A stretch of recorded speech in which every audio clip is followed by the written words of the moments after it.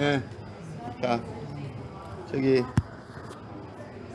홍상수 감독의 탑. 영화 탑. 영화 탑 28번째인가? 난 다 가만히 보니까 오늘 명단을 보니까 다 봤어요. 1996년도부터 다 봤는데 앞부는 난 이 사람 매력은 있지만 보통 사람들이 느끼는 것처럼 나도 맨 처음에는 무슨 소리인지 몰랐어요. 이 사람 영화를. 그래갖고 지금 저거 필모그래피를 보면서 이 앞부분의 영화들을 다시 봐야겠다 그런 생각이 이제서야 좀 알 것 같으니까 앞부분의 영화를 다시 봐야 되지 않을까. 그래서 이제는 좀 이해가 되지 않을까. 대부분의 관객들이 그럴 것 같아요. 네. 왜냐면 황상수 감독이 당황스럽게 영화를 특히 뭐 처음에 몇 편의 영화들은 아주 사람들이 쇼크를 먹었었는데 계속해서 함으로써 그리고 또 해외에서 인정을 받으니까 그래서 아마 이걸 이해를 어느 정도 조금씩 하게 되고 또 세상도 바뀌었죠. 그때부터 뭐 96년부터 2002년이니까 오랜 세월이 거쳐서 세상도 바뀌었으니까 그 바뀌는 세상 속에 홍상수 감독의 인생도 바뀌었고 여러 가지 세상도 바뀌는 속에서 그 변한 세상이 실감이 되게 된 그러니까 홍상수 감독의 영화가 더 이해가 되는 거죠. 그러니까 제가 맨날 얘기하는 것처럼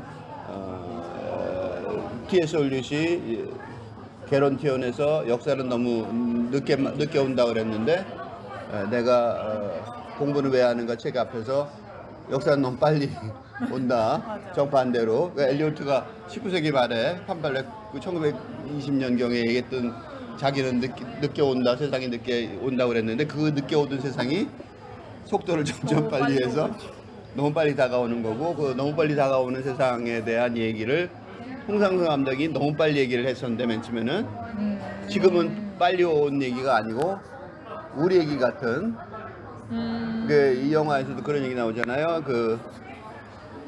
너무 당연한 얘기 같다. 너무 익숙하고 친숙한 얘기 같다. 그런 얘기가 그게 굉장히 가슴에 와닿던데 현실적이라고. 현실적이다고 말하고 굉장히 다 당연한 것 같다고. 네. 굉장히 자신감해요. 굉장히 자신감해요. 술 마시면서 웃으면서 맞아. 볼 수 있다. 그런 얘기들은 깔깔깔 웃었다. 까다롭다 웃었다. 그게 뭐냐면 나는 심각하게 본다고. 그러니까 그 심각하게 본다는 그 여자가 거기 있는 감독, 홍상수 감독하고 어떻게 보면 연결이 되기도 하고 안 되기도 깜빡깜빡 전기가 켰다 안 켰다 하듯이 깜빡깜빡 연결됐다 안 됐다 그러는데 맞아. 그 깜빡깜빡 연결 안 되는 어쨌든 홍상수 감독의 펄스니피케이션도 되고 아니면 건혜여라는 사람도 되고 건혜여가 하고 있는 이 감독 병수도 되기도 하고 그러는 이 삼중기 왔다 갔다 하는데 어쨌든 그 세 사람은 대부분 다 비슷한 그 세계관 속에 있는데 그 세계관에 이 해옥이라는 여자는 접근을 못하죠. 접근을 못하는 이유 중에 하나가 진지하게만 보고 있다. 그러니까 홍상수 감독이 이번 영화에서 보여주는 거는 내 영화를 진지하게 보는 관객이 2명이 진지한 감독이 2명이 나타나는데 물론 딸도 있죠. 딸은 아주 홍상수 감독을 전혀 이해 못하는 문외완 전혀 이해 못하는 사람이지만 이해한다고 나서는 사람 중에서 두 종류가 있는데 한 사람은 진지하게 보는 사람이고 한 사람은 이제 그걸 보고 깔깔 웃는 결국 그 여자는 살림도 차리죠. 그 정도로 가까워졌다. 그러니까 상징적인 거죠. 영화에서 영화에서 그런 얘기예요. 누구는 사람이 죽는 게 많이 나오잖아요. 네. 근데 그게 진짜 사람이 이렇게 많이 죽으면 안 되겠죠. 근데 영화에서는 이제 감정이 격화된 거를 표현하는 가장 좋은 방법 중에 극 드라마타이제이션의 한 방법으로 사람이 죽는 것처럼 이 영화에서는 이제 서로 이 남녀 간의 감정적 교류 두 인간의 감정적 자기 예술적 세계를 이해한 교류의 단계를 표시하는 것으로 한 여자는 문 열고 들어올래는데 못 들어오게 하고 자기도 아닌 또 어떻게 보면 굉장히 속물적인 여자랑도 잘 지내면서도 이 여자랑은 잘 못 지내죠. 이 여자는 거꾸로 분명히 의자가 누가 봐도 뚜렷한데 그런데 그거는 홍상수 감독이 그걸 얘기해 주는 거는 그 여자의 뭐라 그럴까 여자 관계가 아니라 이제 그 사람 그 영화 세계를 제대로 보는 사람 하고 이제 그 영화를 아직 제대로 못 보는, 그래서 서로 정말로 같이 어울려서 살 수 있을 만큼 못 되는 사람의 관계로 두 개를 보였다고 보면 그 홍상수 감독의 자신감이랄까 그런 게 뚜렷하게 드러나는, 내 영화는 이래라고. 그러니까 지난번에 인문을 썼는데 인트로덕션을 썼는데 드디어 이제 인트로덕션 본문에 들어가는 것 같아요. 서문 끝나고 본문에 이제 본문에 쓰다 보면 작가들이 그러잖아요. 나는 이렇게 잘 써. 내 얘기 이렇게 중요해. 나는 이렇게 오라. 이렇게 말하는 탑이라는 제목 자체가 굉장히 강한 단어죠. 네. 여러 가지 뜻이긴 한데 그 중에 하나가 내가 탑이다. 내가 탑이다. 이런 속물적인, 왜냐면 그 속물적인 그런 것도 좀 있는 것 같아요. 왜냐면 마지막에 남녀가 둘이 그 부동산 하는 여자가 네, 맞아. 건물도 뭐 나왔다고 바로 맞아. 건물 사러 가잖아요. 그러니까 얼마나 부자야. 그러니까 산삼을 병에다 떡 잡아서 줄 정도로. 산삼 무지 비싸죠. 그거 하나 뭐 몇 억 하는 건데 우리 보통. 맨날 사준다고. 아니 산삼을 선물로 주는 판이니까 뭐 팜을 막 거기는 아무것도 아니죠. 계속 귀엽다고. 왜냐면 그 사람한테 없는 거죠. 왜냐면 그 여자는 굉장히 속물적으로 성공한 여자니까. 그게 이제 뒤집어 말하면 근대적으로 대단히 근대 사회에서 부동산 대단히 성공한 사람인데 그 사람한테 가장 부족한 거는 지금 시대에 새로운 감성, 그러니까 감정이, 지금 시대의 감정은 다른 감정인데 그런 감정을 자기가 메꿀 수가 없죠. 그러니까 근대적으로 성공한 사람들이지만 근대적으로 엄청나게 성공을 했더라도 그 여자 어떻게 보면 부동산 회장이죠. 네. 뭐 건물을 나왔다는데 잠깐 갔다 올게 이러고 사오면 뭐 이게 무슨 편의점에서 와인 사는 거 똑같은 그 4명이 들어가잖아요. 네. 그 정도로 성공한, 그러니까 부동산 회장이에요. 근데 그 사람이 그렇게 열려 있으니까 그 여자 열려 있는 게 그게 이제 그런 그 탈근대적인 정동에 대한 충분한 이해가 있기 때문에 성공하는 거죠. 어떻게 보면. 그러니까 상호 보완적인 거예요. 그러니까 근대적으로 성공했다고 비웃을 게 아니고 그런 성공을 하려면 그런 탈근대적인 정동을 충분히 받아들일 수 있는 비용을 지불해 가면서 너무 좀 센 비용을, 산삼이라고 표현된 것처럼 센 비용을 지불해 가면서도 그거를 페이트론이라고 그러죠. 예술가에 대한. 네. 그런 페이트론이, 그래서 그거 페이트론이 필요한 세대, 예술가에 대해서, 인문학자들에 대해서 페이트론이 필요한 세대다. 그런 느낌, 나도 그런 거 느끼거든요. 왜냐면 새로운 세상이 왔는데 이 새로운 세상에 대한 직업을 아직 안 나왔고, 그런 사람들 어떻게 인큐베이트 하냐고. 그러니까 그걸 페이트론이 필요한데 그게 이제 뭐 정부 같은 데서 지원해 주는데 정부가 무슨 소리인지 알아듣겠어요? 자기 못 알아듣지. 왜냐면 자기를 벗어나는 행동이니까. 탈근대적 정동을 이해할 수는 없으니까. 그래서 그런 뭐 거기서는 뭐 남녀관계, 거기도 남녀관계로 나오지만 그거는 이제 표현하려면 뭐 다른 방법 어떻게 표현해. 뭐 그냥 지금 나처럼 표현하면 굉장히 드라이하고 재미없잖아. 감독한테 이게 중요해하고 설명할 수가 없으니까 이제 뭐 묘하게 성관계도 있는 것처럼 보여주지 않으면서 뭐 고기도 사주는 것처럼 먹여주는 것처럼 뭐 이렇게 얘기하는 그런 식으로 표현한 게 아닐까 싶어요. 그렇게 하니까 굉장히 또 다르게 많이 보이네요. 뭔가 4명의 감독이 존재했다고 생각을 했는데 약간 멀티버스처럼 그 공간 안에 건물 안에 외부인으로서의 감독이 맨 처음에는 그 딸과 함께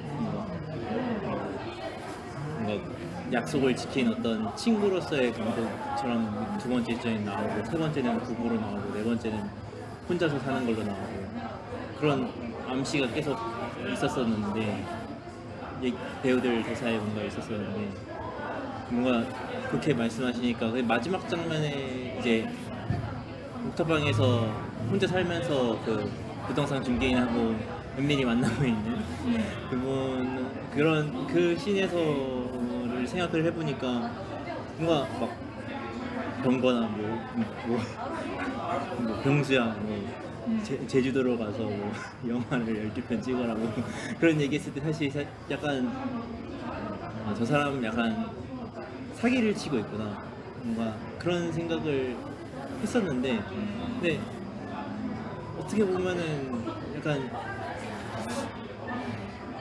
근대인의 입장에서는 그 사람을 볼 때 뭔가 그냥 사기를 치고 있는 것 같다는 생각을 할 수도 있고 충분히 그리고 근데 그걸 그 여자는 그래도 받아들이고 그냥 따라가고 있는 거죠 그냥 일단은 근데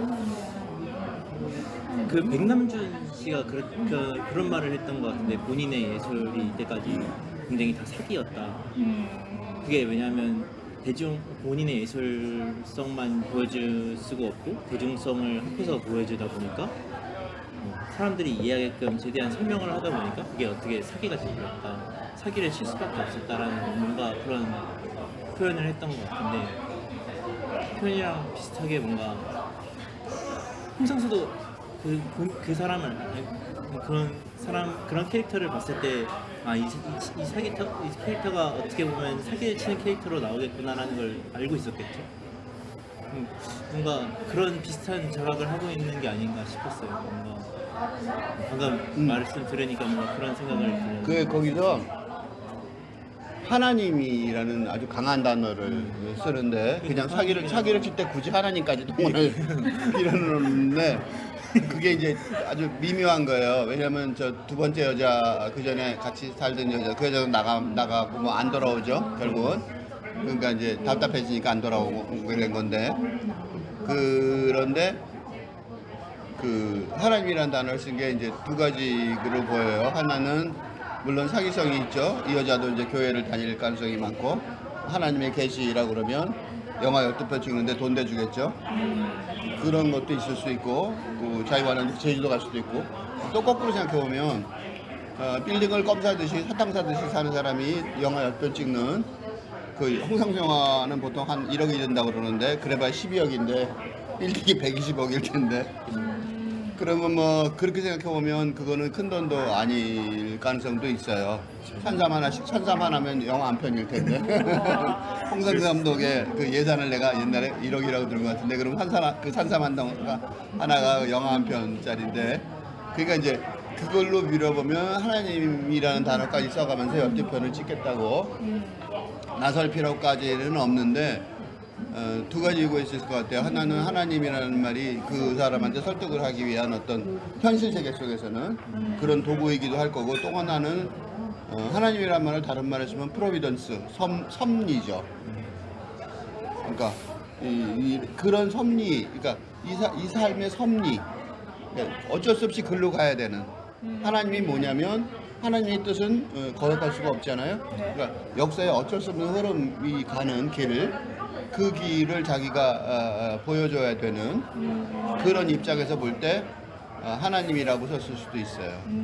그러니까 그거는 낮잠을 자다가 우연히 쳐다봤는데 하나님이 보여 그 강남의 빌딩 숲속에서 하나님이 보였다기보다는 그런 섭리를 깨달았다고 보면 그런 섭리의 모습으로 물론 빌딩 사이에 반짝이는 비수룩을 느꼈을 수도 있으니까 하나님이라고 말 수도 있겠지만 그런 섭리를 느꼈던 거다라고 홍상수 감독 자신이 이렇게 엄청나게 많은 영화를 찍은 이유 12편들은 많지만 홍상수 감독이 찍은 영화 숫자를 생각해보면 안 많죠. 그 홍상수 감독의 그 그 나오는 감독의 나이랑 비교하고 홍상수 감독 지금 나이랑 비교하면 12편 이상 찍었을 거예요. 지금 1년에 한 편씩 찍었으니까 그러니까 그때부터 12편을 그 섭리로 찍었다라고 그리고 어떻게 보면 홍상수 감독이 자기도 처음에는 그냥 찍었고 어느 순간 그러니까 지금 꼭 이거는 수수께끼 같은 얘기인데 조사를 이제 연구를 좀 해봐야겠는데 지금 28편인데 거꾸로 내면 이제 28에서 11을 빼면 16이죠. 그러니까 홍상수는 16번째 영화까지는 자기도 정확한 섭리를 잘 몰랐는데 그때로 지금까지 쭉 섭리를 알아서 찍은 거고 그걸 지금 깨달았다. 그래서 지금 그 섭리의 탑에 있다. 그런 얘기일 가능성도 있어요. 그러니까 이건 암구호 같은 수수께끼 같은 얘기인데 홍상수 감독이 그런 농담을 한 거 아닐까.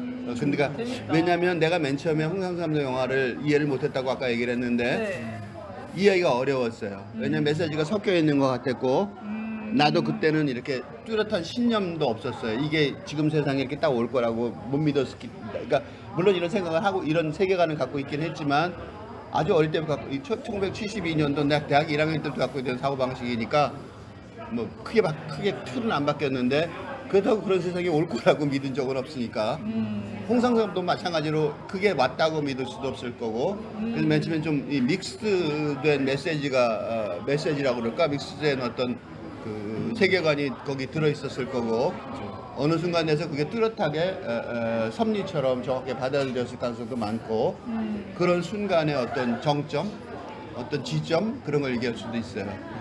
그다음에 산삼은 홍상수 감독이 영화를 지금 자기 돈으로 영화를 찍는데 그 돈이 생긴 시점이 그게 물론 유산이었겠죠.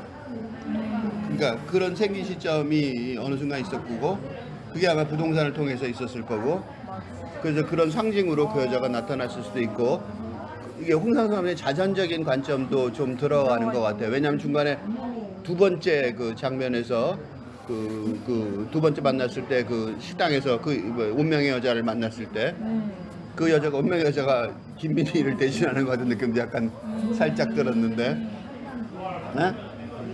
그렇죠? 네. 그 살짝 들었는데 그때 그 자기 자전적인 얘기를 하죠. 영화 찍는데 사실은 많이 고쳐달라고 그래갖고. 그러니까 그 후사들이 그래서 자기 영화를 찍기 시작한 거잖아요. 도저히 찍을 수가 없어서 왜냐면 돈 되는 일로 뭐 대학 나온 그 요새 그 CJ 그 거기 어떤 감독이 어떤 누구한테 얘기를 들었는데 영화 CJ 그가 담당자를 봤더니 딱 두 명이더라. 두 명이 영화 그 많은 돈을 배분을 하더라. 근데 그 사람들은 알지도 못하는 것 같더라. 그런 얘기를 내가 감독한테 영화에서 봤나 하여튼 모호하지만 하여튼 그 얘기를 뚜렷하게 들은 기억이 있어요. 이제 그거가 현실인 건 사실이니까 그 사람들은 비즈니스맨들이고 그러니까 홍상수 감독이 거기서 물론 이 홍상수 감독은 처음부터 안 그랬는데 그런 식으로 나가다 못 나갔던 거겠죠. 그런 얘기들을 그 아주 솔직한 자전적인 얘기를 돌려서 한 것뿐인데 이 사람들 성공한 감독이라고 얘기를 하고 자기는 이제 어느 정도 이루어진 다음에도 못한 지금 홍상수 감독은 지금도 못하죠.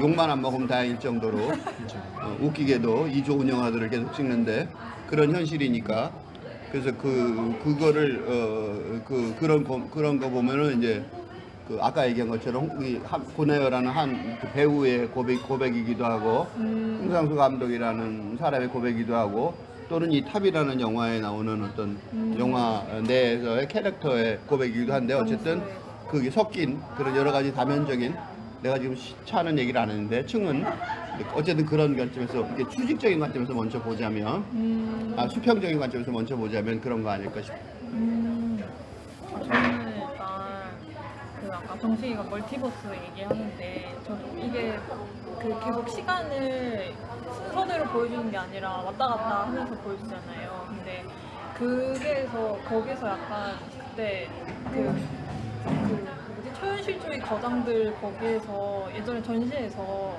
그때 본 1900 초반대 프랑스 영화 그게 있었거든요. 근데 그 거장분이 했을 때 그때 저희가 그 영화에서 중요하게 봤던 게 그 투명한 그런 그 불투명한 공간에서 이렇게 종이배가 이렇게 유령처럼 그냥 왔다 갔다 하는 그런 장면이었는데 저는 이 영화 보고 그게 자꾸 생각이 나는 거예요. 그래서 그거는 진짜 좀 예술 영화 중에 예술 영화 같은 그런 모호한 것 같은데 이 영화는 그래도 스토리가 쭉 설명이 되는 그런 일상을 담은 영화잖아요. 근데 그게 제가 근데 이 영화를 보면서 특히 이 딸의 입장에서 자꾸 아버지를 보듯이 처음에는 또 보게 되는 거예요. 그러니까 그게 그 어려운 그런 그 초현실주의적인 그런 영화의 그런 기법 같은 게 여기에 지금 이 홍상수 영화에 적용이 된다는 것처럼 보이고 그리고 그거를 아까 교수님이 얘기하셨던 것처럼 되게 강력하게 나 이제 내가 이렇게 한쪽에서 잘 받아들여지고 또 아닌 쪽도 있지만 하여튼 내 영화는 이렇게 얘기할 수 있다. 내가 하고 싶은 얘기 이렇게 나는 당당하다. 이런 입장에서 그거를 제가 또 관객들도 충분히 이해할 수 있게 설명해 준다는 걸 보니까 또 이 영화 감독의 그런 실력, 그 능력에 되게 감탄하면서 막 봤었거든요. 맨 마지막에 엉뚱하게 맨 마지막 장면이 딸이 그 근무하던 시절로 돌아가서 맞아요. 막 확 완전히 이상하게 고지점으로 돌아가죠. 네. 그래서 아버지가 우연히 찾아왔는데 딸이 잘 있나 보려고 아니면 맞아. 그냥 만나러 왔겠죠. 근데 딸이 이제 술 좋아하니까 여자가 와인. 그러니까 와인 사러 싸구려 와인을 사러 갔다가 오면서 이제 그러면서 아버지한테 담배 그만 피라고 얘기를 해요. 즉 다시 말해서 맨 처음에 만났을 때 딸이 누구야? 그러니까 이혜영이가 연기한 혜옥이한테 처음에는 막 아버지는 문제가 많은 사람이다 집안에서는 바깥에는 어땠지는 몰라지만 그런데 맨 마지막 장에서 아버지 담배 그만 피라고 네. 그게 이제 애정의 표현이잖아요. 맞아요. 그러니까 지금 말한 것처럼 그 사이가 영화의 지나는 과정 속에서 지금 말한 것처럼 그러니까 딸 같은 입장에서 공감할 수 있는 젊은이라면 그게 이제 마지막 순간에 와서 그 감독을 걱정하는 입장까지 공감이 되는 맞아. 그런 과정인 거는 맞는 것 같아요. 그 굉장히 정확한 해석이고 놀라운 거는 그거를 홍상수 감독이 계산해서 넣었다는 거예요. 맞아요. 너 그렇게 느꼈지? 네. 하고 강력할 때 하는 거야. 너 그렇게 맞아. 느꼈지? 맞아요. 바로 내가 느낀 걸 딱 말해볼까? 딱 요거지. 요걸 안고 나가. 이렇게 얘기하는 거죠. 그래서 그 영화가 거기서 끝나는데 근데 그러니까 얼마나 놀라운 그것까지 계산할 수 있는 놀라운 능력이 있다는 거예요. 또 하나는 그것도 굉장히 중요한 지적인데 초현실주의적인 어떤 그런 그게 이제 프랑스 우리나라가 예술 영화 그러니까 전 세계 예술 영화라는 게 사실은 프랑스에서 5, 60년대 아주 유명한 영화들 많죠. 네. 뭐 영화의 원조라고 할 수 우리나라 특히 우리나라에 엄청나게 영향을 미쳤는데 그것들을 가지고 한국에 와서 프랑스 영화는 예술 영화로 영화에서 현실화하는데 성공했는지 모르겠는데 한국은 그걸 현실에 성공했다는 거야. 그게 놀라운 거죠. 네. 그러니까 분명히 프랑스 영화를 우리가 감탄하면서 보고 목표로 보고 어렵다 해석도 안 된다고 어렵다고 봤던 영화들을 홍상수 감독은 현실에서 술 마시고 노는 아주 수다 떠는 일상영화로 바꿔서 보여줄 수 있다는 그런 놀라운 점도 맞아요. 틀림없이 있었어요. 맞아요. 예.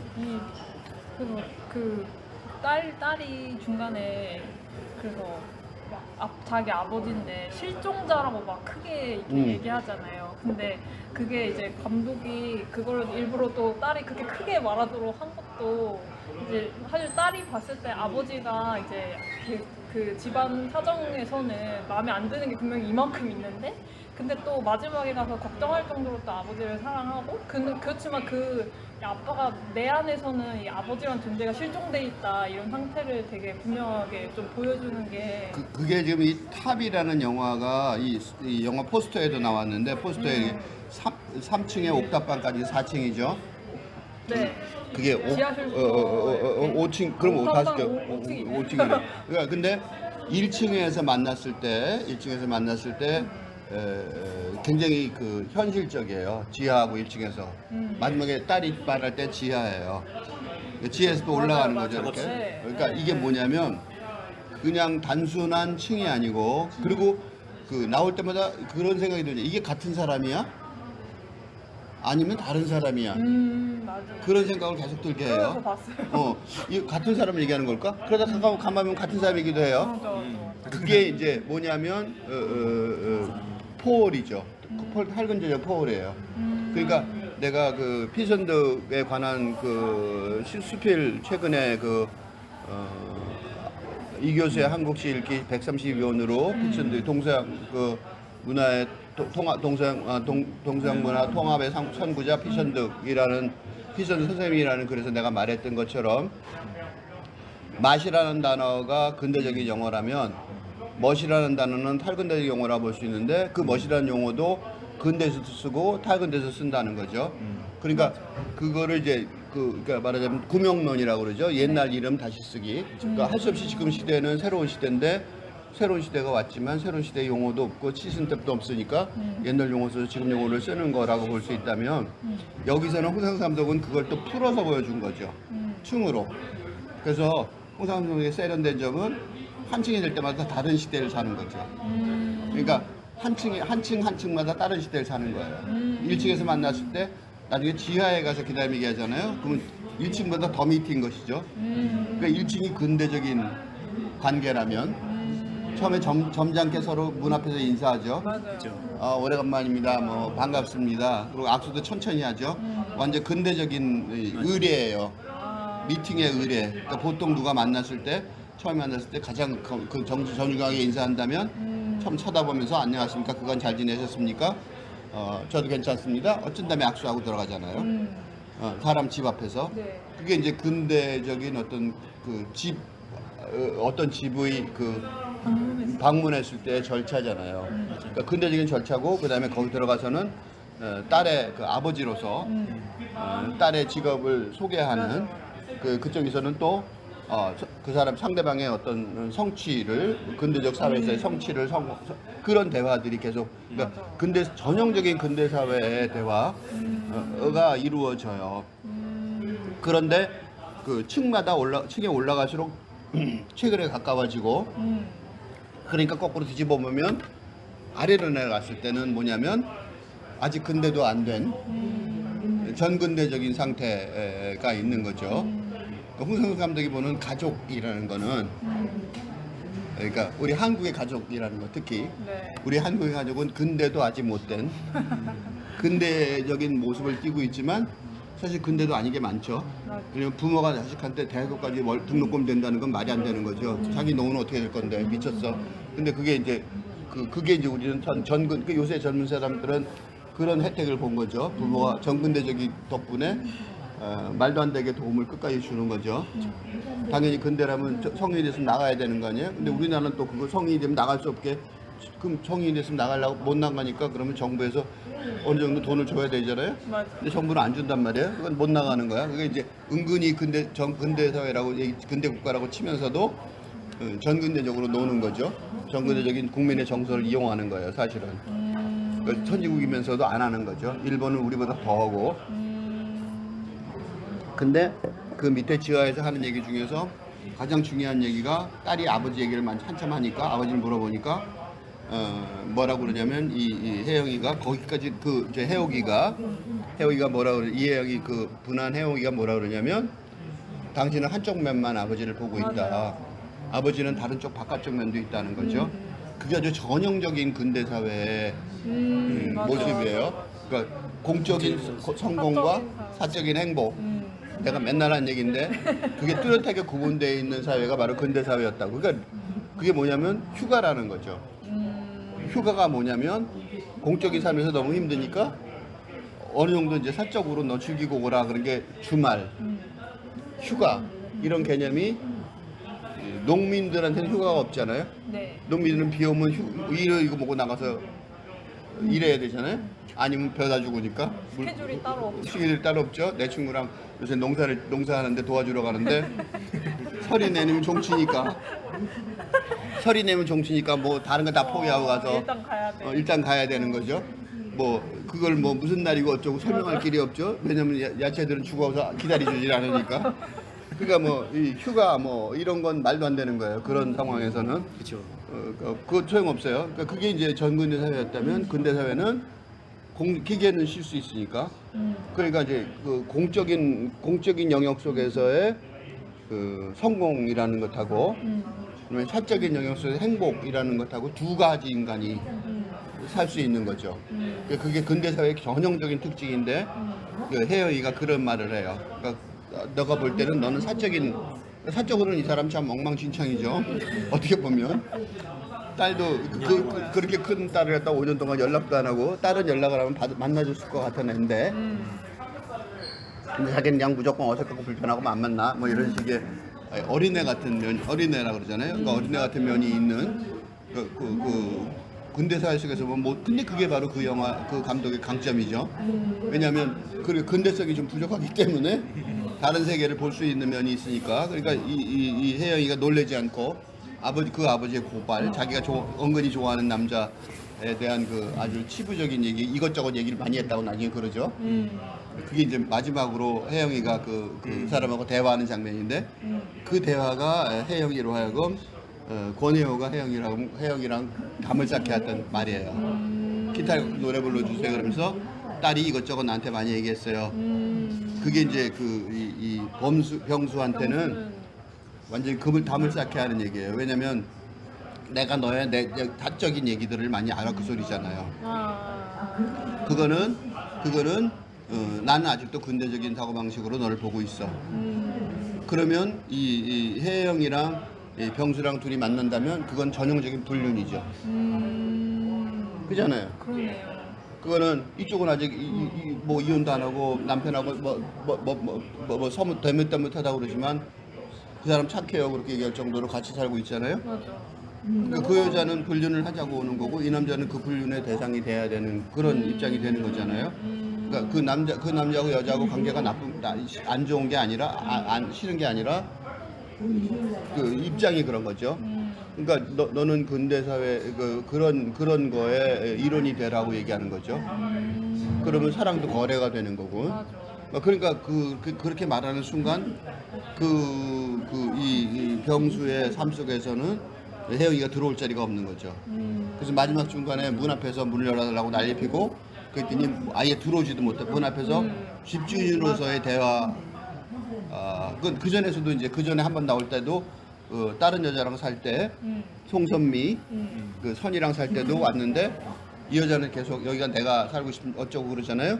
근데 그때도 집주인으로 대하잖아요. 물이 나고 우리 선미가 걱정한다고 이런 식으로 얘기를 하죠.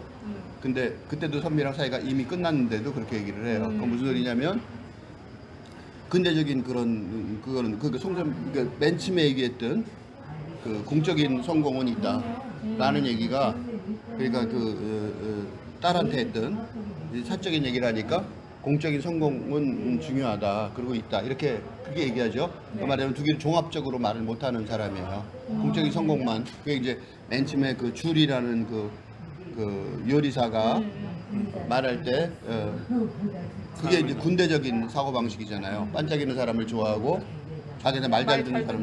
그러니까 이제 말하자면 근대적인 어떤 인간관계에 대한 그런 사고방식을 갖고 있는 거죠. 좋은 사람 나쁜 사람을 떠나서 좋은 사람 나쁜 사람은 구별을 못하지만 그런 세계관 속에 있다는 거는 틀림없는 사실이잖아요. 그러니까 그 딸이 나중에 정수가 나중에 한 달만 다닌 다음에 그만두겠다 그러는 것도 충분히 이해가 되는. 근데 이혜영이는 왜 헤어졌는지 왜 그만둔다는 건 아예 모르잖아요. 술 많이 먹게 해서 그런가 그렇게 생각하죠. 그러니까 그게 이제 그 지하층과 1층에 대한 분석이죠. 지금 내가 말한 게. 그리고 이제 그 층이 올라갈수록 지금 시대에 가까워지는 그러니까 층이 이렇게 있었는데 그 층들이 대리사실식으로 말하면 차연의 지연 쪽에 그러니까 공간적 차이인데 그러니까 이게 지금 성상수가 되게 재밌게 보여줬는데 공간적 차이 지하층, 1층, 2층, 3층, 옥탑방 이렇게 보여줬는데 맨 끝은 당연히 옥탑방이죠. 아직 안 만들어진 8근대 사회니까 옥탑방이고 주요 현장이 야외죠. 그러니까 방은 아직 없죠. 협소하고 그러니까 그게 이제 그 지금 시대인데 그런 어떤 그 공간적 차이라는 모양을 토용해서 사실은 시간적 차이를 보여준 거고 그러니까 똑같은 사람들이 세월이 지나면서 다른 사람이 되잖아요. 네. 지금 우리가 이렇게 보고 있지만 내 옛날에 나는 아니고 가만히 이제 어느 날 가만 생각해 보면 나 몇 년 전엔 내가 아니네.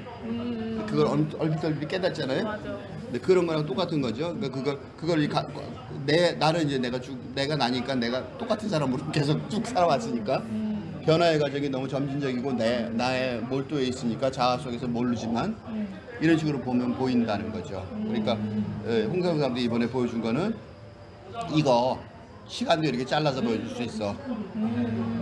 그리고 홍상수 감독이 그래서 이 똑같은 배우들을 계속 써요. 맞아. 근데 이 권혜호가 굉장히 많이 나오고 이혜영이도 굉장히 많이 나오는데 그렇게 많이 나오는 이유 중에 하나가 이런 미묘하고 복잡함을 느낄 수 있는 아마 이런 얘기들을 아마 홍성 감독이 이렇게 모였을 때 좀 얘기를 할 것 같은, 오랫동안 만나서 얘기하다 보면 하겠죠. 은근히 그런 걸 느끼고 있기 때문에 그 미묘한 그 연기의 차이, 그런 것들을 보여주는 게 아닐까 그런 생각.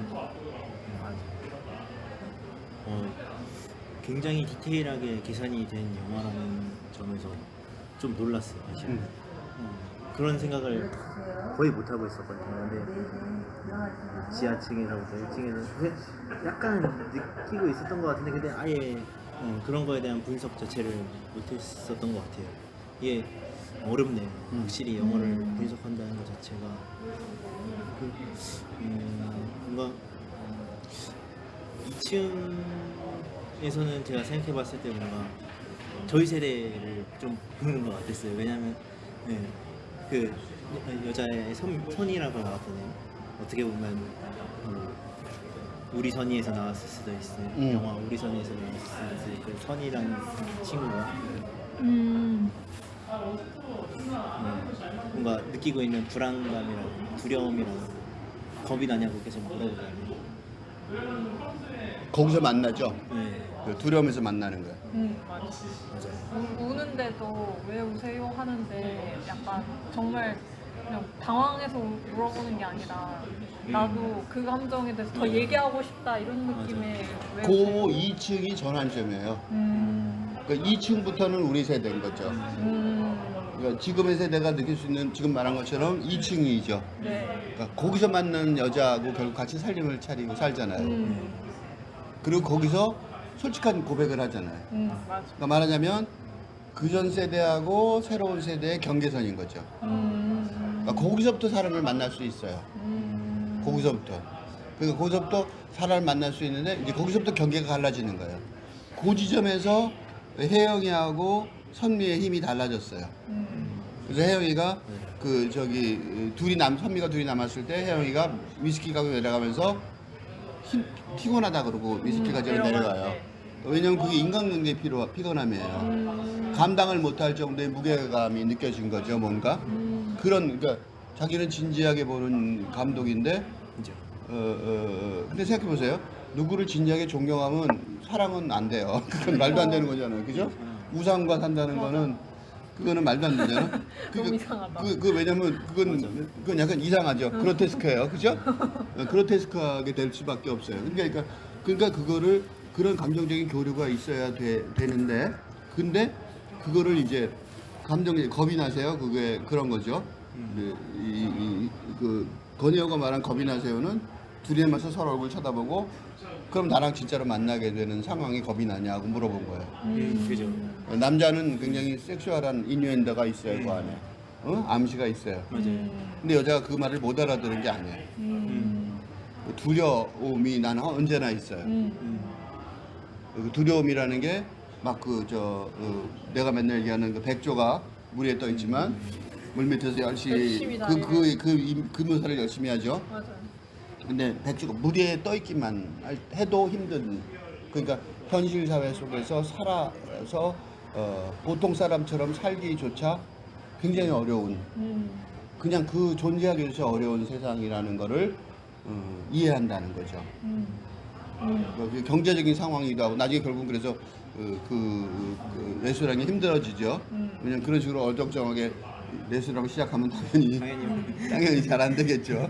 많이 경쟁이 치열한 그 강남에서 그건 안 되겠죠. 그죠? 근데 안 되겠지만 어쨌든 그런 식으로 한 달 만에 그런 이상적인 그죠. 그런 환상적인, 그건 말도 안 되는 그 사고 방식인데, 근데 그런 환상을 갖고 시작을 했으니 뭐 그건 안 되는 건 당연한 일이잖아요. 태우기도 말하죠. 근데 그치만 어쨌든 간에 그 지점에서부터 뭔가의 만남이 가능해지는 거고, 근데 이 집은 분명히 이혜영이의 그 혜옥이의 소유의 집이긴 하지만 사실 그거는 부동산적 관점에서의 소유고, 현실적이고 실질적이고 감정적이고 그런 감정에서의 소유는 아닌 거죠. 그래서 자기 집 소유한 자기 집에 있는 소속회대에 있는 사람들을 통제를 할 수가 없잖아요. 마지막에 4층은 문을 못 열고 안 한다 그러고, 마지막에는 나가면 병수가 사는데도 못 들어가 보고 맞아. 이 친구부터는 뭔가 나갈 국리를 하는 것 같아요. 나갈 공리를 하고 네, 그러니까- 저기 좋은데 알아. 맞아. 인테리어 한 게 아까. 뭐 그러니까 다 뭐냐면 그러니까 그 소속 자기가 분명히 물질적으로는 소유하고 있는데 실질적으로 소유를 못하는 그러니까 근대 힘이 거기서부터 이제 없어지는 거죠. 그러니까 그래서 3층은 그 살림집이 되잖아요. 2층에서. 네. 그러니까 이제 거기서부터는 이제 내 생각에는 홍상수 감독의 판타지가 좀 많이 섞이기 시작하는 것 같아요. 아직 거기서부터는 현실화되지 않았으니까. 그러니까 그 공감이라는 단어 쓸 수 있는 부분은 그 2층에 고기죠. 2층의 고자리, 고대화, 고대화 쪽에서는 공감이라는 단어를 쓸 수 있는데 그 이후부터는 또 반대로 이제 선호가 갈리겠죠. 그런 세계관에 동조하는 사람들은 그래 그럴 수도 있어, 그럴 수도 있지 뭐 이렇게 얘기할 수 있겠지만 만약 그 세계관에 동조를 못한다면 그런 무슨 그지? 그런 헛된 그런 꿈을 꿔. 그 마지막에 5층 가서는 하나님을 만난 얘기까지 나오잖아요. 맞아. 굉장히 헛된 그 몽상했고 그러니까 대비해 보면 지하에서 그 딸이 아버지를 어떻게 보면 헛되이 비판하는 거랑 똑같죠. 딸 지금 자기가 성인이 됐는데 아버지한테 기대해 갖고 도움을 받으러 왔으면서 근데 아버지를 욕하고 있으면 그거는 좀 정신적으로 문제가 있는 거죠. 자기도 독립 안 된 상태로 아버지가 뭐 죽을 때까지 자기를 근데 그거 그러면서 직업을 구하러 온 거잖아요. 근대적인 직업을. 그러니까 그것만큼 헛된 좀 이렇게 삐걱거리는 상황 말이 자기 삐걱거리는 꼭대기도 마찬가지 둘 다 삐걱거리면서 마찬가지인데 이제 지하에 동조하는 사람도 있을 거고 그 꼭대기 옥탑방에 동조하는 사람도 있겠지만 어쨌든 그 홍상수가가 그런 어떤 시간에 나이도 거의 같은 시간인데 나이도 안 먹어요 아무도. 안 먹었는데 그 다시 말해서 나이가 먹기 때문에 세월이 지났기 때문에 그 살던 데가 온 게 아니죠. 그렇죠. 사고 방식의 전환으로 오게 되는 거니까. 심지어 위층에 옥탑방 있을 때는 아니 그 밑에 있을 때는 고기도 못 먹었는데 위에 올라가니까 고기를 잘 먹게 되더라고요. 그게 시간의 흐름이라고 볼 수가 없는 거죠. 그죠? 그러니까 이제 밑에는 아파서 고기를 못 먹는데 위에는 캐세르세라고 고기 먹는. 매일 준다고 해도 고맙다 그러면서. 근데 그거는 그러니까 2층에서는 3층에서는 어떻게 살아보려고 그런 거고 5층에서는 이제 그 어떻게 살아보려고가 안 되는 세상이다 이런 뜻도 있을지도 몰라요. 그러니까 좀 더 이 환상적인 결론이 필요하다. 그러니까 그런 거일 수도 있어요. 그러니까 이게 그냥 예를 들면 부동산 하는 떼부자가 나타나서 내 영화 12편 찍게 도와주고 몸 아프다 그러면 산삼 갖다 주고 꼭꼭 씹어먹으라고 꼭꼭 씹어 막 이러고 약간 그러니까 그게 왜 웃기냐면 너무 이제 어떻게 보면 메일 쇼비니스틱 판타지 그런 거예요. 왜냐면 남자들이 왜 여자들한테 이렇게 그죠. 메일 쇼비니스틱 판타지 남성 중심주의적 환상 셔터맨이 되고 싶은 그런 것도 있잖아요.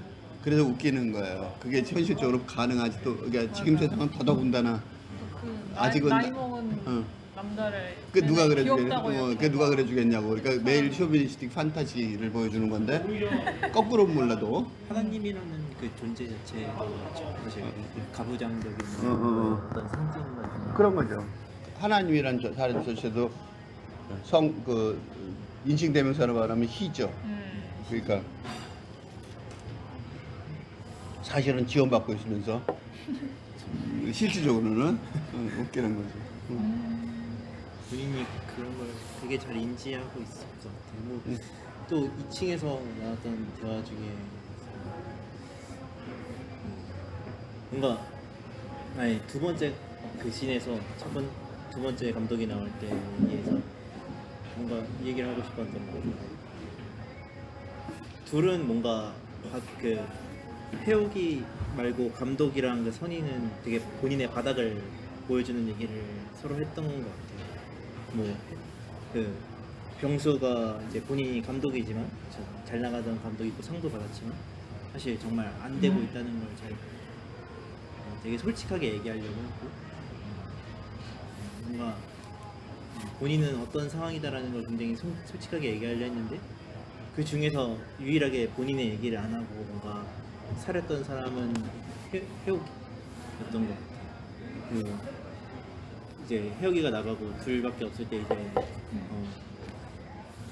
병수가 선이한테 어떻게든 겁이 나세요 하면서 뭔가 속마음 얘기를 시작하게 하면서 뭔가 서로 이렇게 바닥을 보여주고 이렇게 결국 부부까지 돼가는 어떤 뭐 둘이 2, 3층이 둘이 연결돼 있지는 않겠지만 어떤 그런 연결점이 있는 그런 것 같았어요. 그러니까 그게 해옥이는 근대주의자라고 말할 수 있고, 그다음에 그 선미는 탈근대주의자라고 말할 수 있을 것 같아요. 그리고 권혜여가 거기서 자기가 고생당하는 거는 바로 그 근대주의자들 때문에 난 너무 괴로워서 영화를 그만 안 찍겠다라고까지 말했다. 그러니까 그 말을 해여기가 동의하기가 어렵죠. 근대주의자 입장에서. 그러니까 해여기가 뭐라고 하냐면, 아 그래도 계속 찍으셔야죠. 계속 많이 찍으셔야지 이렇게 얘기해요. 대책 없이. 그러니까 그건 뒤집어 말하면 그래도 그 사람들하고 잘 해갖고 성공하라는 소리잖아요. 그러니까 그 자기 신념을 그거 하고. 그러니까 더 이상 말을 진전할 수 없죠. 왜냐면 자기는 그거를 못하겠어서 지금 영화를 안 찍겠다고, 결국 안 찍겠다고 나서잖아요. 그 사람 나중에 3층에서 대화할 때 해고 전에 가니까 못 가겠다. 그거가 나 지금 안 찍고 있으면서 그게 무슨, 응? 어떻게 보면 그리고 근데 뭐 선미가 그렇다 해서 탈근대주의자가 완전히는 아니죠. 동조할 수 있는 정도의 사람이죠. 왜냐면 나중에 영화가 가는데 자기는 해외여행 가고 싶었다라고 얘기하니까 거기서 갈라지잖아요. 바람 쐬고 싶었다. 바람 쐬고 싶다. 남자는 지금 그러니까 본인이 그게 이제 홍상수 감독의 외로움이겠죠. 홍상수 감독이나 이런 그런 사람들이 어느 정도까지 공감을 받지만 결국은 공감을 못 받는. 그러니까 나중에 근데 좀 그 장면이 제일 멋있었는데 내 이 영화에서 여자가 약속하러 나가고 늦게 왔을 때 권혜여가 혼자 난 혼자 살아야 해. 비계에 둘러싸고 그 다음에 그 화면에는 권혜여 혼자서 이렇게 단독샷이 쫙 길게 롱샷이 나오는데 그 소리로 소리만, 계속해서 이제 이런 대화를 하기를 바랐던. 맞아. 그게 이제 말하자면 그 대화는 굉장히 그 낭만적인 대화죠. 그러니까 이제 권혜여도 지금 우리 시대에 살고 있는 이게 난경의 전형적인 표현이에요. 그러면 낭만적 사랑을 포기할 수도 없는 거죠. 그러니까 지금 시대의 가장 큰 문제점은 낭만적 사랑을 포기할 수는 없지만 낭만적 사랑으로 삶이 이루어질 수는 없다는 거죠. 맞아요. 그게 이제 나는 혼자 살아야만 되는가 보다. 근데 혼자 안 살아요. 나중에 보면. 절대 혼자 안 그러니까 그거는 이제 그 난격의 표현이지 혼자 살겠다는 선언은 아니에요. 그러니까 그래갖고 이제 그 여자가 돌아왔을 때 이제 이렇게 말할 텐데, 이렇게 만나서 이렇게 화해를 하고 이렇게 좋게 될 텐데, 근데 그 장면 이후로 안 나오는 거는 그렇게 안 됐다는 거죠. 그 만나러 나갈 때부터 벌써 이미 안 좋았죠. 그게 이제 끝난다는 징조를 정확하게 말하는 거잖아요. 뭐 다른 데 옮기고 그 옮길 때 남자를 데려갈지 의심스럽죠. 맞아. 방도 더 작아졌는데. 그렇잖아요. 그러니까 이제 그 나가는 장면이 끝인데 그걸 느낀 거죠, 이 남자도. 그래서 누워서 그렇게 되길 바라는 거는 지금 시대에 그런, 그러니까 근대적인 어떤 그 사랑의 공식, 낭만적 사랑의 공식이 작동되길 바라지만 사실은 그게 작동되려면 지금 시대가 안 온 것처럼 눈 감아야 되는데 그건 안 되는 거죠. 맞아. 그러니까 할 수 없이 혼자 살아야만 되나 보다 이렇게 독백을 하는 난경을 표현한 건데, 사실은 그런 난경에도 불구하고 계속 살아야 되는 거고 그 살아야 되는 장면이 이제 옥탑방의 형태로 나타난 거죠. 생경하잖아요. 뭐 갑자기 부동산 하는 여자가 나타나갖고 고기 사주고 뭐 또 그때 보면 그 실내가 문만 나오고 음. 아무것도 안 보이고 그 음. 옥탑방 그 옆에는 그거 정확한 얘기예요. 그러니까 보여줄 수가 없는 거죠. 아직 어떻게 살아야 될지 모르는 거예요. 그 물론 그 여자는 뭐 냉장고에 고기를 넣고 이렇게 말은 하지만 그 냉장고가 어디 있을지 보여주질 않으니까 보여줄 수가 없는 거죠. 문 외에는 지금 이게 말하자면 입구에 들어선 거죠. 진짜 문만 보여주는 거 이제 보면 진짜 입구에 들어선 거고 입구에 이런 세상이 말하자면 있을 텐데 그거는 이제 근대 사회가 생각했던 파라다이스는 아닌 거죠. 그러니까 이제 그 2층에서 3층에서 밥 먹고 할 때 파라다이스를 보여주려고 되게 노력하는데 둘이 남녀가 사랑을 하지만 소화가 안 되게 대화를 하죠. 밥 먹을 때 밥 먹을 대화. 때 저는 소화가 안 돼서 밥을 못 먹죠. 한쪽에서는 저기 그 식당이 망하려고 그러고 이 집에서 쫓겨나가려고 그러고 한쪽에서는 영화에 회고전도 못 갈 지경이고 그러니까 세상이 크럼블링 그러니까 무너져 내리고 있죠. 그러니까 거기 둘이 앉아서 어떻게든지 둘이서 서로 지켜보려고 그러지만 주변에 그 영화 장면이 옆에가 이렇게 와르르 무너져 내리는데 둘이 겨우 의자에 앉아서 거기 앉아서 총그 샐러드 볼에서 그걸 겨우 떠먹는 것 같은 느낌? 겨우 기준기로 거울 건져 먹는 빵도 막 이상하게 씹어 먹어요. 전혜요가 입에 막 막 쑤셔놓고 왜냐면 이렇게 정상적으로 먹을 수 있는 이게 어떻게 보면 되게 좋은 식사일 텐데 근데 그 정도의 그게 이제 현대 상황이고 그게 우리의 예상과 거의 똑같이 나중에 난경으로 정확하게 귀결이 돼버리잖아요. 그게 이제 어쩔 수가 없다는 거죠. 그때 권혜요 그분도 그 선희한테 이제 너가 돈 모은다고 하지 않았냐 그러면서 제주도 내려간다고 하지 않았니 하는 거 보면 자기도 딱히 뚜렷하게 그런 경제적인 문제를 해결할 뾰족한 게 이 사람은 없는데 무능하죠. 그러니까 없는데 근데 여자한테 좀 자기도 좀 기회가 되면 약간 기대고 싶은 그런 마음도 없지 않아 있으니까 그러니까 그런 게 여자가 다- 너무 힘든 거죠. 네 그래서 왜냐하면 좀 물론 안타까워. 이제 그런 어떤 새로운 세상에 대한 그런 꿈 그거를 알아듣긴 했어요. 공감은 했어요. 근데 그 여자는 그게 백조가 밑에 물 젓는 거 그런 어려움도 아는 여자죠.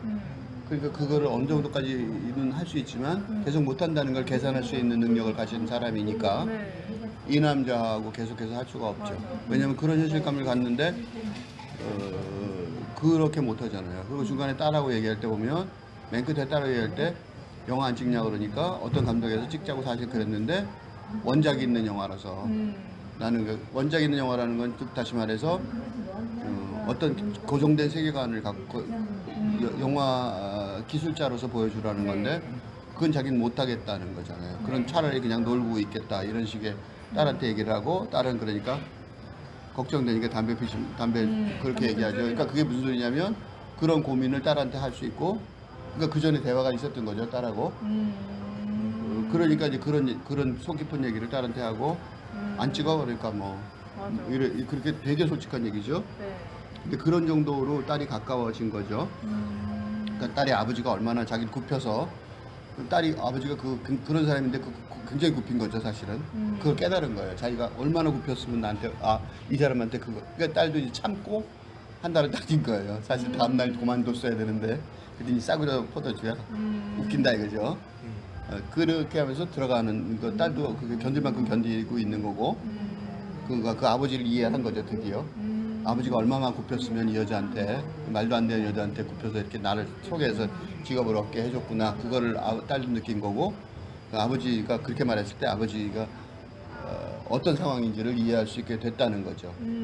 그게 이제 어떻게 보면 홍상수 감독의 현실. 그러니까 내가 홍상수 감독 겹친다고 그러는 이유가 이게 이제 거기 있는 현실적인 묘사, 현실적인 팩트들만 조금 다를 뿐이지. 그 팩트들의 해석은 같은 거죠.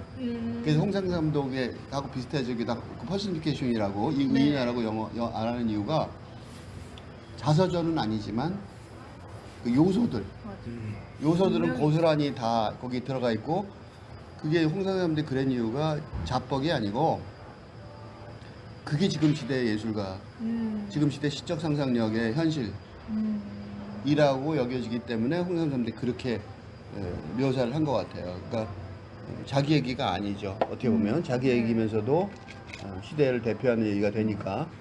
영화 자체도 이미 사적, 공적 이런 게 딱 이분이 안 되는. 그러니까 그게 딱 나오면. 그게 이제 지하에서 했던 얘기들은 얼마나 그러니까 그렇게 보면 지하에서 했던 그 딸과 그 해옥이의 대화는 얼마나 지하로 묻혀야 될.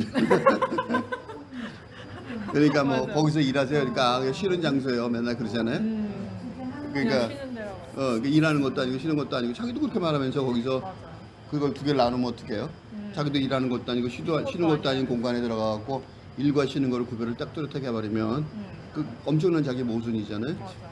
사실 그러니까. 본인의 그 건물도 사실 잘 안 고치는 사람이긴 하죠. 그러니까 인테리어 디자이너라면서 물 새는 것도 맞아. 그것도 모르는 거 아니에요? 그래갖고 물어봐야 아는 거고 그게 어떻게 보면 물론 돈을 벌고 운 좋아서 돈을 벌 수는 있겠죠. 그렇지만 실질적으로는 문제가 있죠.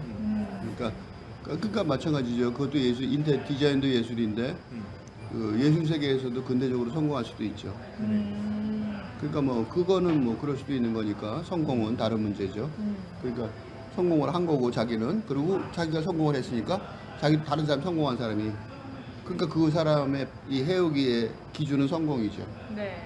그 사람은 무슨 철학이 있는 것도 아니고 그러니까 그 줄이라는 애가 굉장히 정확하게 보고 있는 거죠. 맞아. 줄이라는 요리라는 것도 다 탈근대적인 예술 중에 하나인데 그 사람은 진짜 요리를 그리고 그 딸한테 그렇게 얘기하는 거는 딸도 그런 걸 좀 느끼고 원래부터 아버지를 닮은 사람이에요. 그러니까 이제 아버지를 닮은 사람이니까 벌써 느끼고 그 얘기를 그렇게 솔직한 얘기를 담배 한 대 피우는 동안에 하는 수 있는 것도 그러니까 그걸 아버지를 그 정도 닮았기 때문에 나중에 아버지를 이해할 수 있게 되는 그런 바탕이 처음부터 있었던 거죠.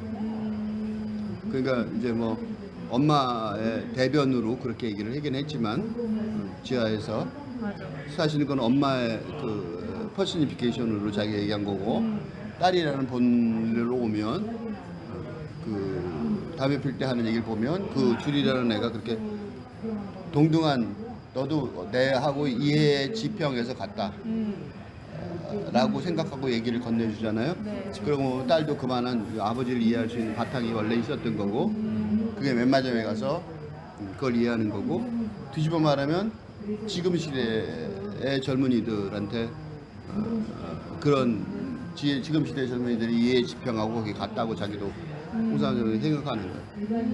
그게 굉장한 자신감이죠. 굉장한 자신감. 딸이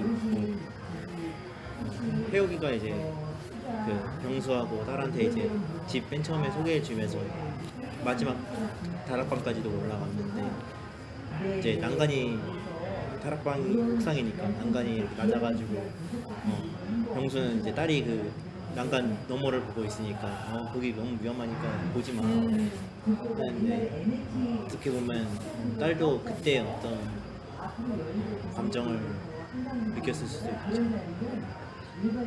그 경계 넘어. 경계, 그 위험한 삶이죠. 그게 이제 아까 말한 두려움. 그러니까 지금 시대의 가장 전형적인 8근대 정동의 첫 번째 전경은 난경이라고 말할 수 있고, 난경이 개인적으로 들어오면 겁나는 거고, 경계선에 서 있고, 이리로 넘어갈 수도 있고, 넘어지면 떨어질 수도 있는 거니까. 일반 안 갈 수도 없고. 그러니까 두려움, 겁나는 거, 위험, 뭐 그런 정동이 어떻게 보면 가장 대표적인 정서, 내가 맨날 얘기하는 그 젊은이들의 우울과 불안, 우울증과 불안증의 원인, 가장 보편적인 원인이 거기에 있는 거 아닌가 싶을 때, 내가 여기서 요새 청년층들의 우울과 불안의 원인이 개인적이란 거보다는 그 시대적인 거고, 그 시대적인 문제를 공유를 해야 이 문제가 해결되기 시작할 수 있지 않을까. 약간 아쉬운 점도 있었어요. 그 3층에서 부부끼리 결국 다음에는 이어질 수 없는 거 아니야? 그냥 뭔가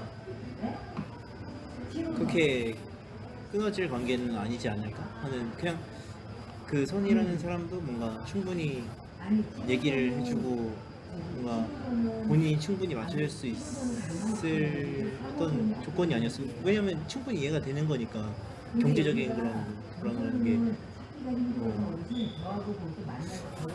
그런 점에서 뭐 놀러 가고 싶다는 것도 그렇고 어느 정도는 맞춰줄 수 있는 거니까. 그 나도 그 굉장히 그 동의하는 게 홍상수 감독의 이 영화가 기로 같은 느낌이 있어요. 그러니까 왜 그러잖아요. 어떤 사람이 이 기로에 섰을 때 돌아서서 총정리를 하는 경향이 있어요.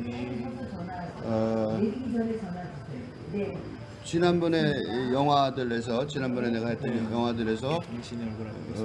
뭐 하여튼 그런 내가 이 그 시리즈 저 영화 읽기에서 두 개 정도 했는데 네.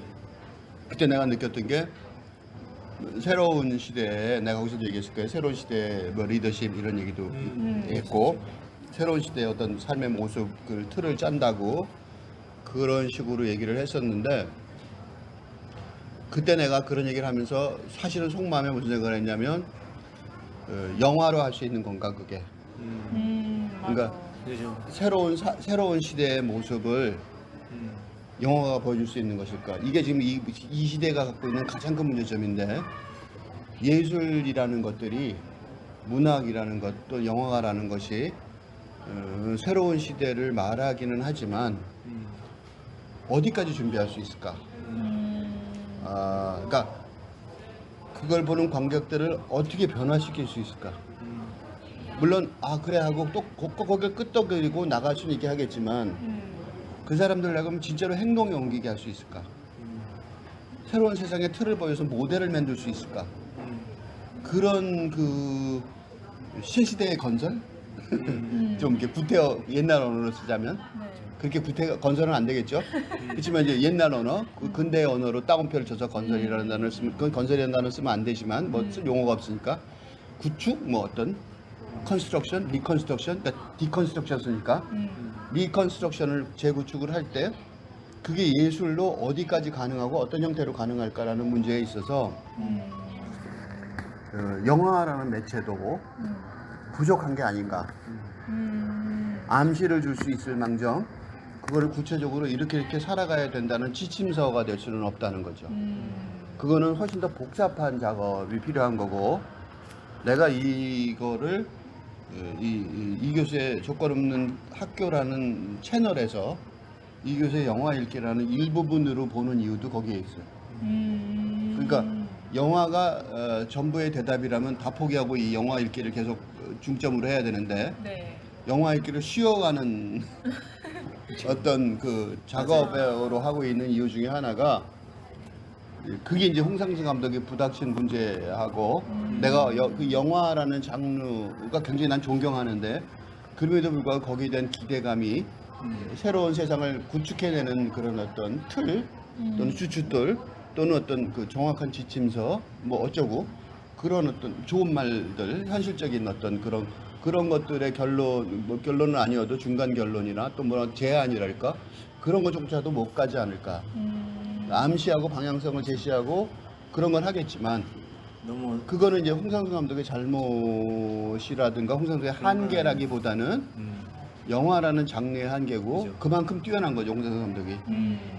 영화라는 장르의 맨 끝까지 와 있는 거.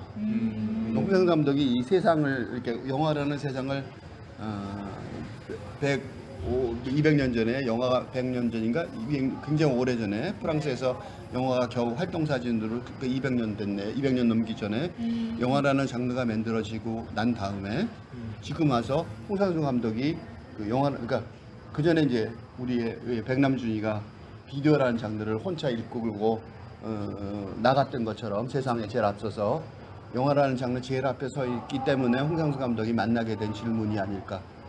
그런 생각이 들어요. 그러니까 홍상수 감독 영화의 한계라기보다는 영화 장르의 한계, 더 나아가서 예술 장르의 한계. 그래서 내가 이 교수의 조건 학교에서 시적 상상력이라는 말을 쓰는 이유가 시가 세상을 구원한다고 말할 수가 없기 때문에 그래요. 시는 세상을 구원할 수 없고 시는 세상을 구원하는 그 어떤 전환점이 될 수는 있겠죠. 근데 시적 상상력으로 세상을 새롭게 재구축해 나가는 현실 세계가 필요한 거죠. 근데 그런 작업은 또 따로 있어야 되는 거고, 그런 작업들은 예를 들면 기존의 정치를 탈근대적인 정치로 바꾸고, 기존의 가족을 탈근대적인 가족으로 바꾸고, 가족이랄까 이름도 달라지겠지만 지금 가족도 아니죠. 옛날에 가족은 아버지, 엄마, 아들, 딸인데 지금 남녀가 결혼하지 않는데 아버지, 엄마, 아들, 딸은 웃기잖아요. 강아지까지 포함하면 더 웃기죠. 그잖아요. 그럼 그게 군대 가족은 아니잖아, 더 이상.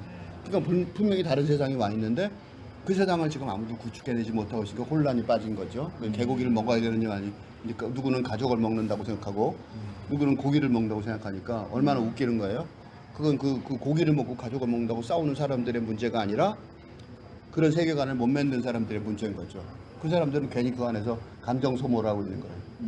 서로 같은 편이 다른 편이 돼서. 그래서 버블이라고 그러죠. 의견들이 서로 자기 비누방울 속에서 서로 자기네들끼리만, 왜냐하면 두 개는 전혀 다른 세계관이니까 만날 방법이 없는 거죠.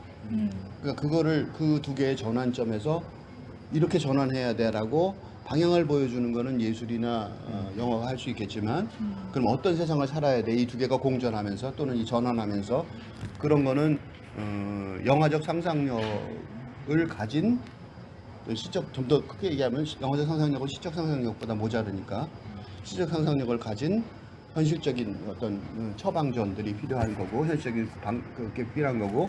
그래서 내가 이제 이 영화 읽기가 이 교수의 적 없는 학교의 일부분이 될 수밖에 없는, 홍상수 감독의 한계라기보다는 홍상수 감독이 너무 뛰어나서 영화의 한계를 자기가 짊어지고 있는 게 아닌가.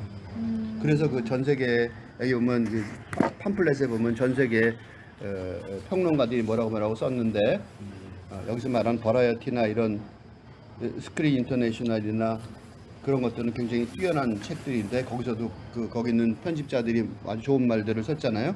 근데 무슨 소리인지 잘 모르겠었는데 그게 이제 홍상수 감독이 너무 앞에 있어서 모른다는 소리랑 똑같은 거예요. 저는 이게 요게 이제 나오는 사람 중에 제일 젊은 사람이 줄이랑 정수인데, 근데 이제 이게 아무래도 병수를 중심으로 해서 영화를 구조로 만들어서 짠 거니까 이제 둘이 어떤 그런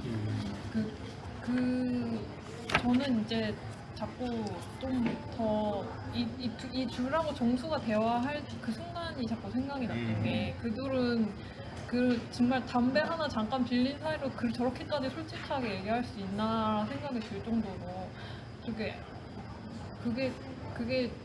우리 근데 사실 그걸 보면서 저는 아직 그렇게 잘 못하고 있는 것 같은데 저게 가능해야 하지 않나 지금 당장. 아까 교수님이 처음에 얘기하셨던 것처럼 세상이 이렇게 빨리 오고 변화하고 있는데 우리는 아직도 저렇게까지 솔직하게 담배 하나 피면서 얘기하는 게 잘 되고 있는 건가 하는 생각을 자꾸 하게 되더라고요. 그것도 홍상수 감독의 놀라운 점이에요.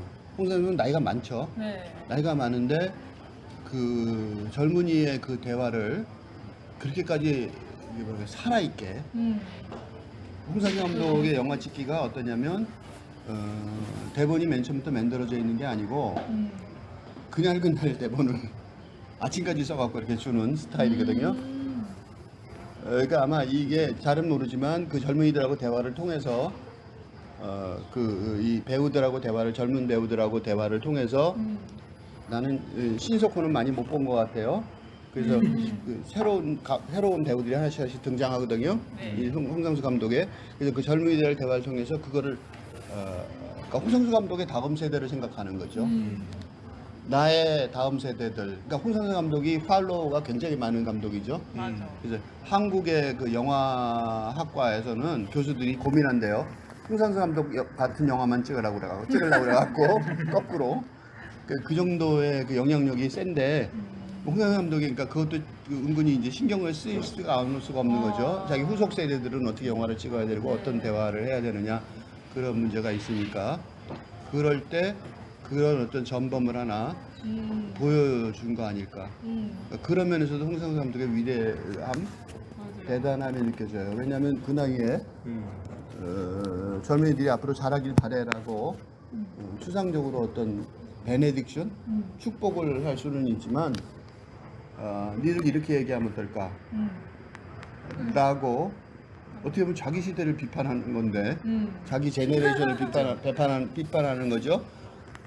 그러니까 세대를 넘어서 세대 한계를 간극을 넘어서서 이런 식으로 하기로 하는 것 자체가 쉬운 일은 아닐 텐데 네.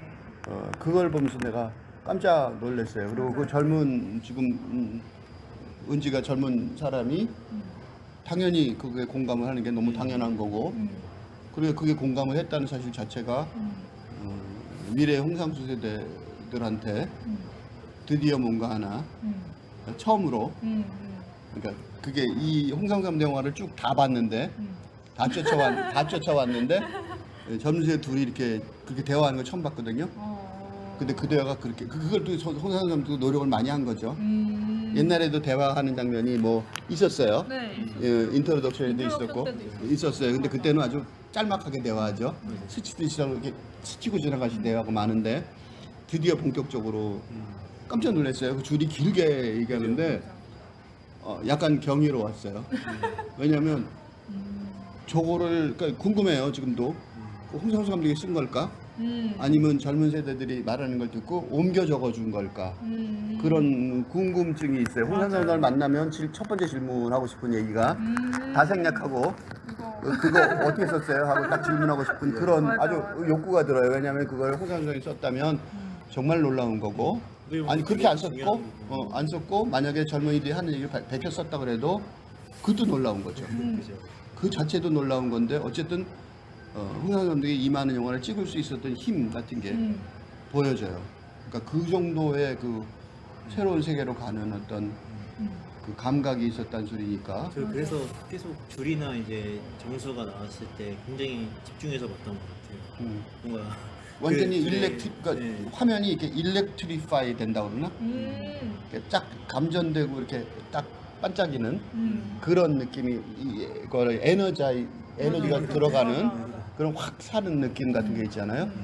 그래서 그런 것들이 홍상수 감독이 깨달은 거 아닐까. 내가 지금 이 젊은 사람들하고 얘기하는 거 똑같은 거죠. 내가 혼자 이걸 쓸 수도 있는데 내가 혼자 쓰면 되게 재미없을 가능성이 100%인데 근데 이렇게 하니까 나도 이제 신나게 많이 나오고 도움을 많이 받는 거죠. 에너지를 서로. 그런 것 같아요.